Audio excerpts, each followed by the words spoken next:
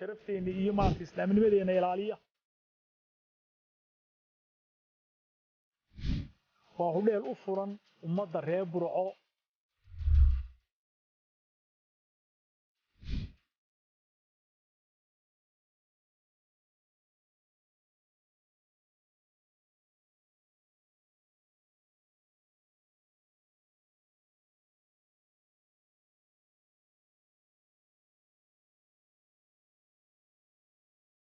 maamulka ku soo dhaw wareyskan gaarka ah ee aan ka qaadayno annagoo kamid ah ardayda jaamacadda Burco ee sanadkan baxaysa maamul waxaad nagu warbixisaa taariikhda hudheelka Kaafi ee magaalada Burco goortii la aasaasay iyo kaalinta uu bulshada gobolka Togdheer ugu jiro waxaan ahay gudoomiyaha hudheel Kaafi jaamacad ahaan iyo dhalinyaro ahaan waan idin soo dhaweynaa aad iyo aad baan idin soo dhaweynaa hudheelka wax la aasaasay 2017 la bilaabay ugu ilaa 16 ilaa 17 uu soconayay 17 baa la furay marka restaurantka iyo ciyaaraha iyo playgroundka ilaa 17 ilaa imika uu shaqeynaya waxa aan ku soo kordhinay oo kale ku soo kordhay qaybta hurdada oo ayna bilownay 2019 dhamaadayna 2020 bilowgoodii marka udugu hudheelkaasu muddo inta 6 sanadood imika qaybtiisa hore way shaqeynaysay waa hudheel isku dhameystiran waxba aanay ka dhinayn oo ay u siyaado u tahay waliba ciyaarihii ciyaalka iyo playgroundadii marka wuxuu ku soo kordhiyay magaalada hudheelkan bilic buu ku soo kordhiyay wuxuu ku soo kordhiyay qurux buu ku soo kordhiyay wuxuu ku soo kordhiyay oo maartay aad iyo aad xafladaha maartay ama jaamacadaha ha noqdeen ama xafladaha waaweyn ee ha noqdaan caleemasaarka salaadiinta oo ka kooban waa garan kartaan hudheelka qaadi kara 1000 iyo siyaado qof oo xaflad ku qabsan kara oo nuqaar in badan aanu ku casuunay caleemasaaradii salaadiinta oo aanu halkan casuumadoodii iyo qadadoodii iyo farxadoodiiba aanu ku dhameynay oo aanu ku qabanay aad iyo aad baa hudheelkan magaalada uga qayb qaatay horumarkiisa aad iyo aad buu maartay u soo bilic ugu soo kordhiyay kulli waxaan filayaa hudheel imka la mid oo ka dhisan magaalada Ilaalana inaanu jirin marka waa hudheel kulli la mahadiyo udmaduna aad iyo aad noogu guubaabisay sida maartay deegaan magaaladii wuxuu soo kordhinay maamul Faysal waxaad warbixin kooban naga siisaa qaybaha hoteelku ka kooban yahay qaybuhu ka kooban yahay waxa weeye cuntadii ciyaarihii hurdadii haddii baydmayo kaalintii shidaalka supermarketkii waa isku village isku dhan oo isku dhameystiran weeyaan wax walba ay u dhameystiran yihiin waxa jirta inaad dhawaan ku soo kordhiseen hoteelka qayb cusub oo chiefka warbixin kooban naga sii qaybtan cusub ee hoteelka aad ku soo kordhiseen waxay ka furnaa sanad iyo badh buu ka furnaa 2019 aakhirkiisii baanu furnay halkan aanu ka furnay kulli xafladaha waa la socoteen madaxweynaha xadhiga nooga jaray restaurantka iyo waanu kala furnay way kala horeeyeen iyo xagga hurdadu restaurantka horeeyay restaurantka madaxweynihii hore ee qaranka Axmed Maxamed Siilaan ayaa noo furay xadhiga nooga jaray 2017 hudheelka hurdadana waxa nooga jaray madaxweyne Muuse Biixi oo ah imika madaxweynaha qaranka marka imika wuxuu furnaa muddo sanad iyo badh iyo hurdadu furnayd waa hurdo aad iyo aad u casri ah waa hurdo VIP ah waa hurdo aad iyo aad qiimahooduna u jaban yahay standardkeeduna aad u sareeyo weeyaan waa hurdo aad iyo aad maartay isugu dhameystiran waxay leedahay qaboojiyaashii bay leedahay waxay leedahay kulaylisooyinkii bay leedahay maxay ay toy biyaha waxay leedahay maartay wax wal oo loo baahan ama TV ha noqoto ama internet ha noqoto ama talaagadii ha noqoto waa hudheel standardkiisu sareeyo isku dhameystiran VIP weeyaan hurdadu waa taas halkaas kulli taasaan imika ku dhaafaya maamule muxuu hoteelka Kaafi ee magaalada Burco kaga duwan yahay hoteelada kale ee ku yaala magaalada Burco waa su'aal wanaagsan horta hudheelku waxa weeye qolada mulkiilayaasha ee hudheelka waxa hudheel horta aad iyo aad dadka loogu soo dhaweeyo dad ilaahay ku xidhan baanu weeye customerka iyagu aanu jecelahay wanaagsan inoo yimaada dad islaam weeye waxa jira hudheelada markaad imanka sii eegto kala sii eegto waxaa jira dhalinyaradu ciyaaro iyo maxay ay tumasho iyo waxyaabo dhalinyaradeenu iska jeceshay had iyo jeer waxyaabahaas oo dhan anagu horta waanu ka soo horjeednaa ma isticmaalo waanu ka ilaalinaa xafladaha dhignaa aroosyada kale anagu uma ogolaano wax muusiya ama maartay waxyaabo maartay amalu shaydaan waxyaabahaas oo dhan waanu ka ilaalinaa waxyaabaha aanu ilaahay mahad ugu naqaynay aanu isleenahay waa ku barakowdeena waxyaabahaas ka mid ah dad ku dhaqma diinta islaamka aanu nahay oo dhaqankeena suuban iyo sharafteena iyo maartay islaamnimadeena ilaaliya marka waxa weeye dadka waxaan u soo dhaweynaa marka sidii kolley waaya aragnimo siyaada baanu leenahay hadiya jeer dad caalam la soo shaqeeyay baanu dad qurba joog aan u badnayn dadkuna hadduu qurba joog yahay waxyaabo fara badan iyo dad fara badan oo caalamka ka mid ah la soo shaqeynaya oo waxa la nool yahay annagu marka waxyaabo aanu kaga duwanay waxa weeye mulkiilayaal ahaan ama maartay hoteelka waxyaabo badan oo maartay aan maartay kolley noocyadaas u badan baanu kaga duwanahay soo dhaweynta iyo saanu dadka u qaabilay iyo saanu customerka iyaga u jecelahay u raali gelino yaa ka mid ah maalmaha mashquulka badan jiro ee sida 18 May ciidaha kale ma jirtaa waxaad hudheelkiinu kaga duwantiin hudheelada kale ee ku yaala magaalada wallahi hada halka waxa uu ka jirtaa saraaxa kulli ninku markuu ku baahan yahay customer way aragnayahay sanad walba waa inaad kulli wax dadka raali geliya keento waa inaad wax soo siyaadso hadiya jeer mar duruufuun maartay asbixi waayaan ama yar ilmaan ma hadiya jeer waxaan jecelahay inaanu sanad walba aanu u soo kordhino customerka iyaga ciyaaro waxyaabo marka ay xiisaynayaan xitaa maartay waxyaabo maartay kolba dadka raali geliya inaanu soo kordhino aanu soo iibino keenaa baanu jecelahay inta badanna aanu keenaa marka taasuna waa taade maartay ilaahayna waa nagu garab galay marka waa noocaas aan u dhaqanaa u shaqeynaa maamul ma jirta wax dhiirigelina waad siinaysid ardayda jaamacadda Burco waxa jira oo kale oo aan la wadaagaya kulley waxa weeye kulley anagu waxaanu jecel lahay hudheelkii magaalada aanu nahay odayaasha magaalada aanu liftooda ka mid nahay hudheelku waa hudheel ma ahayn waa hudheel u furan ummadda reer Burco ummad ay hudheel ay wada leedahay weeye hudheel aanu si ugu wada soo dhaweyno waxa jira imaka shaqaalaha oo kale marka la eego waxaan markaan u baahano shaqaalaynta waxaanu qaadanaa ardayda ka baxday jaamacadaha siiba jaamacadda Burceed ee maartay ay ardaydu ku badan tahay waanu tagnaa warqad baanu geynaa waxaan u baahanahay muxaasib baanu u baahanahay gudoomiye aanu u baahanahay waxaan u baahanaynaa niman kalaaragis shaqaalaha u baahanay marka in ayagu ay noo soo xulaan oo noo soo diraan ama ay noo soo tilmaamaan markaana aanu interview ka qaadno halka laftooda maartay aanu shaqo abuurka sidaas oo kale way tirada lafteeda waanu saasaan u qaadanaa kuugtu waa la mid marka waxaan ku soo kordhinay ama maartay aan meesha u soo magaalada ku soo kordhinay shaqo abuur ilaa 40 qof oo dhow ama dhowr iyo 30 baa imaka ka shaqeeya isku darkiisa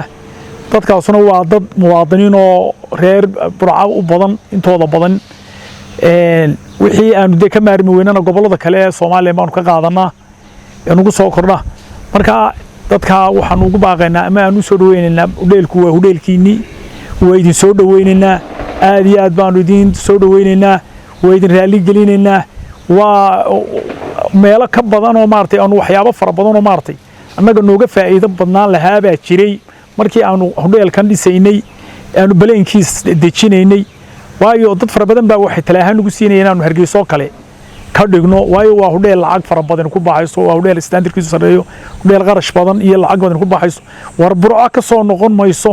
lacagta intaas ma ka deysaan oo Hargeysa kale ka furtaan marka annagu waxaanu door bidnay inaanu gobolkii aanu u dhalanay ama qurux ha noqoto ama shaqaabuur ha noqoto ama wuxuu kordhin ha noqo inaanu maartay gobolkayagii ilaahay baa irsaqa bixiye inaanu gobolkayagii wanaagii iyo dhaqaalii wixii ilaahayna soo geliyay aan ku taageerno oo wax ugu qabanaa baanu go'aan ku gaadhay saasaanu ku hirgelino ku dhisnay idinkuna soo dhaweynaya customer ahaan ama dhalinyaro ahaan ama Burco ahaan aanu idinku soo dhaweynaa meherdu waa meheradiinii ku soo dhawaada aad iyo aad baan idin karada soo dhaweynaa raalina waanu tagnay markaynu nimaadna hadafadiina maamul ma jirtaa wax cusub oo idin qorshaysan inaad gaadhaan mustaqbalka wallahi adeer waan jirtaa waa doonaynaa kulley adduunyadu waa qarshi laba qarshi kala dhimo waa laba filisla waxa adduunyada mar lama wada qabto hudheelkan laftiisa mar maana wada samayn mar hurdadaanu samaynay mar ciyaarahaanu dhignay mar waxaanu dhignay restaurankan cuntada waxa weeye Roma mar lama wada dhisin waa step waxyaabo fara badan oo aanu doonay inaanu ku soo kordhino magaalada way jiraan beeraha kamida waxa kamida hadii la riigago kale waxa kamida waxyaabaha maartay kulley dadka u baahan yahay dadweynuhu u baahan yahay maartay la wada leeyahay ummadda wada anfacaya inaanu wixii aanu ka qaban karnay ee maartay hadii jeer aanu isleenay waa qaban karaysan awoodeeda inaanu ku soo kordhinaa baan aad iyo aad ugu tali jirnaa hadii alla yidhi ardayda waxaan ugu baaqayaa kulley dhalinyarada ama ardayda tabarruca ama dhalinyarada kale ayaga laftooda jaamacadaha kale ku jira kulley waa wada ardaydayadii waa soo dhaweynaynaa waxaan ugu baaqayaa oo kaliya oo ugu muhiimsan waxa weeye ma sha Allah dad wax bartay weeye dad cilmi horta cilmigiina iyo waxbarashadiina Allah idinku kaalmeeyo in waxa kaliya aan oranaya wax weeye tala ahaan iyo waan ahaan oranaya in dhaqankiina wanaagsan iyo mas'uuliyad waxa aad barateen ina ka jiba keentaan xishmad iyo xishood iyo wanaag iyo tacliintiina aad ka shaqeyn sida maanta dhalinyarada arkaysaan maanta dhalinyarada doorashada gashay ay u soo baxday ama deegaan ha noqoto ama ha noqoto golo baarlamaan dad dhalinyaro oo wanaagsan oo sharaf leh oo soo baxay oo mutaalimin idina insha Allah ina ku biri noqotaan sida darteed ina dadka isku xidhaan ina magaalada isku xidhaan ina qabyaalada yareysaan ina ummadda shacabka magaalada degan ee wada habaryartii iyo abtigiin iyo adeerkiina burco waa qoys baynu nahay qabiile iyo qolyo meel isaga yimaanihiin qoys baynu nahay hadii la iswaraysto labadii qof ee sheegaysta ama afartii meel isugu yimaadaaba waxba isu noqonayaan ama waalid ama walaal marka in halka lafteeda dhalinyaro ahaan iyo aqal ahaan iyo cilmi ahaan kaga shaqeystaan qabyaalada yareysaan qoloqolada yareysaan taasoo ma idin kula talin lahaa hadii Allah ka dhigo Ilaahay idin la qabto Ilaahayna idinku garab galo Saciid Maxamed wuxuu ka mid yahay macaamiisha hudheelka aan kula kulanay hoteelka waxaan wax ka weydiinay soo dhaweynta uu sameeyay hudheelku iyo waliba wuxuu kala kulmay maamulka goobta waxaan deganaa laba habeen bar hadda deganaa iyo labadoodii maalmood waxaan ka yimi socodkan Hargeysa ka yimi oo Hargeysa deganahay marka burcana hadda booqashaan ku yimi inkastoo aan anigu originally reer burca ahay marka waqtigan booqashaan ku joogaa burca wallahi wanaagsan yahay hudheelku hadday tahay hurdadiisa iyo hadday tahay shaqaaluhu ay ka shaqeynayaan hadday nadaafadda iyo waxyaabaha la mid ah tahay adeegyo kale haddaad u baahan tahay maalan imkaanigu family baan ahay carruur baan wataa marka carruurta waxay u baahan yihiin sharaabkooda iyo fruitkooda khudradda iyo waxa in loogu guro talaagad marka markii aan imiba waxaan dalbaday in maaragtay la ii keeno talaagada aan carruurta ugu guro isla markiiba waa la ii keenay nasiib wanaag aad buu wanaagsan yahay hudheelka waxaan ku idhaahday degitaankiisa iyo joogistiisuba qolalku way waaweyn yihiin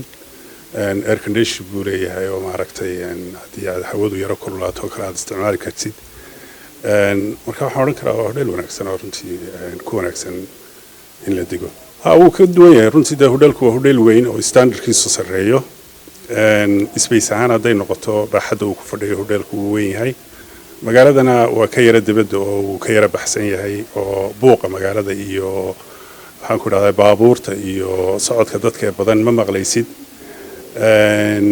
qolalkiisa iyo maaragtay sida uu u habaysan yahayna waa si aad u heer sareysa oo wanaagsan oo runtii anigu waan ku qancay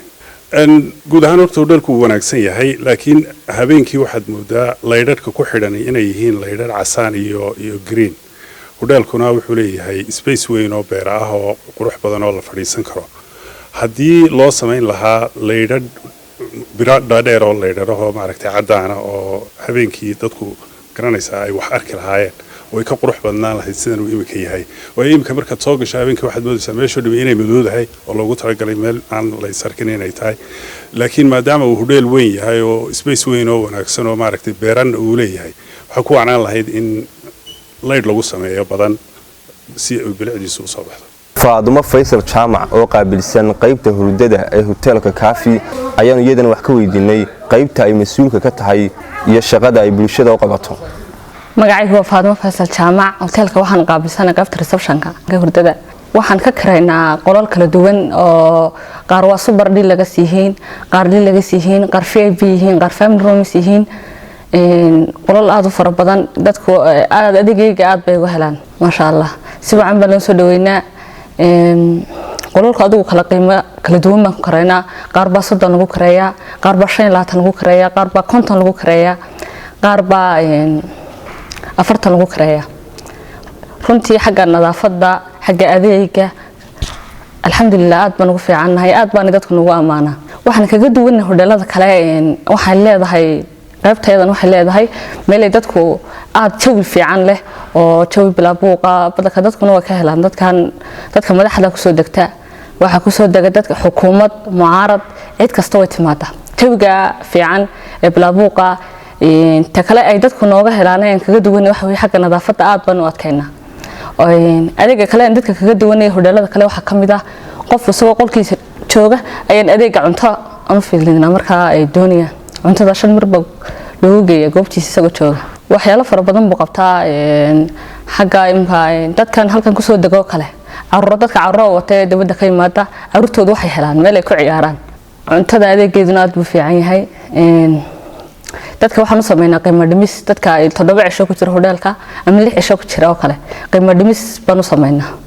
ilaa 20% ilaa 30% meelahaas aad baan ugu soo dhaweynayaa dadka bulshada gobolka Togdheer waxaan leeyahay hoteelka nagu soo dhawaada waxaan u haynaa adeeg fiican oo nadaafad heer sare hurdo aad u fiican cunto aad u wanaagsan oo tayadeedu aad u sareyso kaalay baan soo dhawaada bulshada gobolka Togdheer iyo bulshada reer Somaliland meel kasta ay joogaan dhinaca kale Najax Aadan Maxamed oo ah maamulaha qaybta kaalinta ee hoteelka Kaafi ayaan isagana wax ka weydiinay sida ugu adeego macaamiisha ku xidhan qaybta kaalinta ee hoteelka Kaafi. magacaygu waa Najax Aadan Maxamed waxaan ahay maamulaha qaybta kaalinta macaamiisha nagu xidhan aad baan u soo dhaweynaa si fiican baan ugu adeegnaa waxyaabahan qabanno waxa kamid ah shidaalka sida batroolka naftada waxa kale oo aan bixinaa adeegyada bixinaa waxa kamid ah maarista gawadhida noocyada kala duwan aad baan waxaan kooriyo aan ugu adeegnaa bulshadeeda nagu xidhan waan soo dhaweynaynaa walaalow imka shidaalku sidii hore waa ku yara duwan yahay imka uu yara kacsan yahay naafta iyo batrool baan yimid shidaalka yimid labada qaybood ay gawadhideena ay ku socdaan niyow qiimaha haddaan ku sheego shidaalku hadda maraya waxa weeye litirka batroolka waxaan siinaa 6,000 shilin xagga naaftada aan siino 5,700 litirkiisa walaalow dadka safarka inta badan waxaan ku magaalooyinka Hargeysa iyo Berbera u baxa xaggan kale Garowe aad baa walaal waxaan kooro adeegayga aad baa lagu iibsadaa bulshada aad bay nagu xuntaan aad baan ugu soo dhaweynaa